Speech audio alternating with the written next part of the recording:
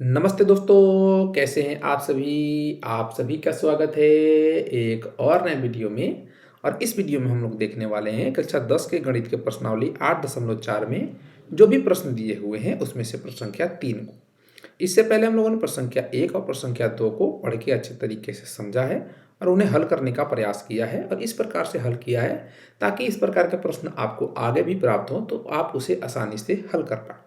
उसी प्रकार से इस प्रश्न को भी हम पढ़ के समझेंगे कि प्रश्न क्या कह रहा है, फिर इसे हम हल करने पे आगे बढ़ेंगे। प्रश्न संख्या 3 कह रहा है कि मान निकालिए और यहाँ पे हमें कुछ प्रश्न दिए गए हैं और इनके हमें मान ज्ञात करने हैं।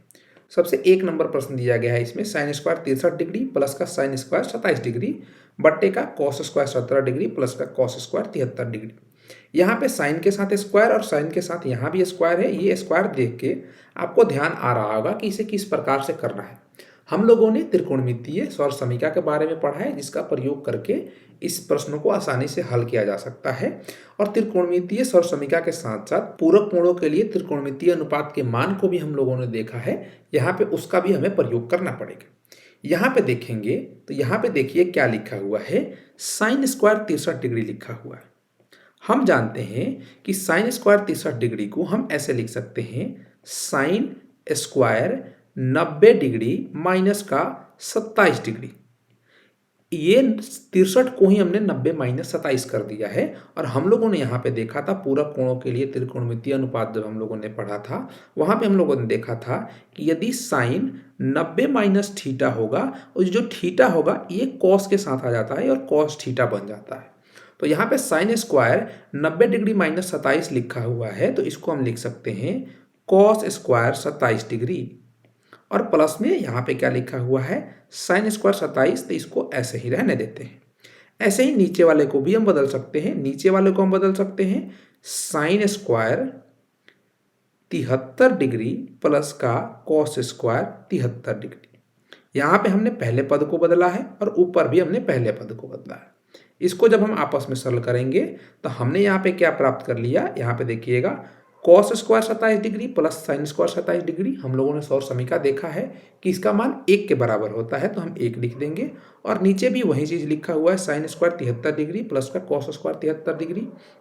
हम ये जानते हैं कि कोण का मान कुछ भी हो, यदि साइन का स्क्वायर करके जोड़ दीजिए और कॉस स्क्वायर का मान जोड़ दीजिए, दोनों के कोण लेकिन आपस में बराबर होने चाहिए, तो उसका मान 1 के बराबर होता है। तो ये भी 1 हो जाएगा, इसको हम 1 के बराबर लिख सकते हैं, तो इसका मान 1 के बराबर हो जाएगा।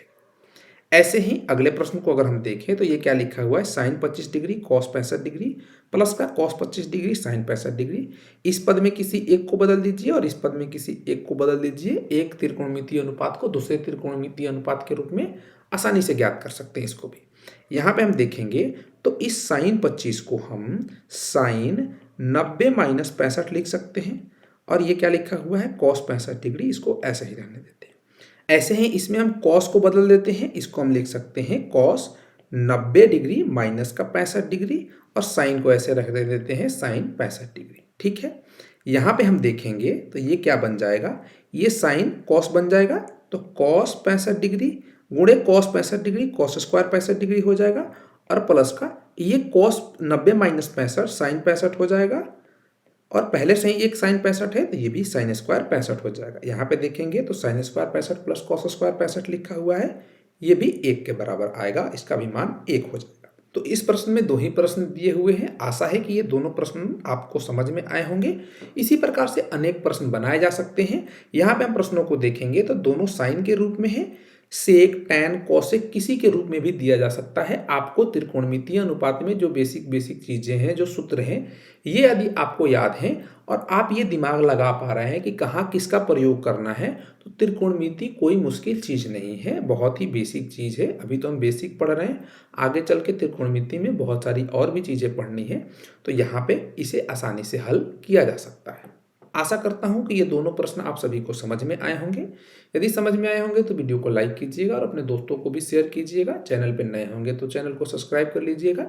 यदि आपके मन में कोई प्रश्न रह जाता है जो आप हमसे पूछना चाहते हैं तो कमेंट बॉक्स में पूछ लीजिएगा, या डिस्प्ले या डिस्क्रिप्शन पे आपको एक व्हाट्सएप नंबर मिल जाएगा, वहाँ से भी आप अपने प्रश्नों को पूछ सकते हैं।